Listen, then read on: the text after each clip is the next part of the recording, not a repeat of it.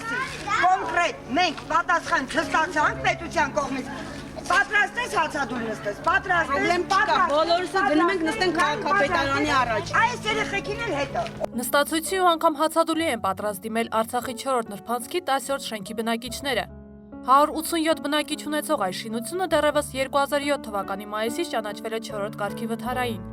Որոշում է կայացվել շենքի բնակիչներին վերաբնակեցնել, անցել է 6 տարի, սակայն խնդիրը չի լուծվել։ Մարդիկ շարունակում են ապրել այս ճակճկված ու կյանքի համար վտանգավոր շինությունում, որտեղ բնակության համար առկա անգամ ամենատարրական պայմանները բացակայում են, չկա ջրամատակարարում, կոյուղու համակարգ։ Շենքի բնակիչները բազմիցս են հարցի լուծման խնդրով դիմել Երևանի քաղաքապետարանին։ Նրանց խոստացել էին բնակարան հատկացնել նախ Աչափնյակ համայնքի Սիսակյան փողոցում, հետո էլ Մարգարյան 37 հասցեում։ Ապրում ենք 2004 թվականից 5 թվականից այստեղ,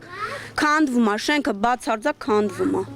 Չգիտենք ինչ պիտի անենք։ Եղել ենք փոխքաղաքապետի մոտ մի ամիս առաջ, խոստացա, որ հարցը լուծվում է, բայց մենք համոզում ենք, որ չի լուծվում, որտեվ կողքի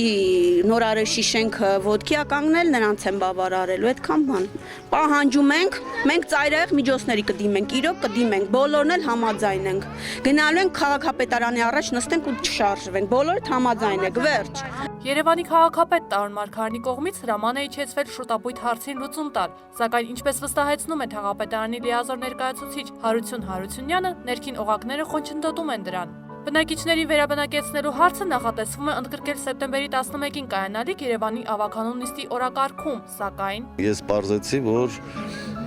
ավականուն նիստի օրակարգում նման հարց ընդգրկված չի, փաստորեն հերթական անգամ մենք խաբվել ենք, դրա համար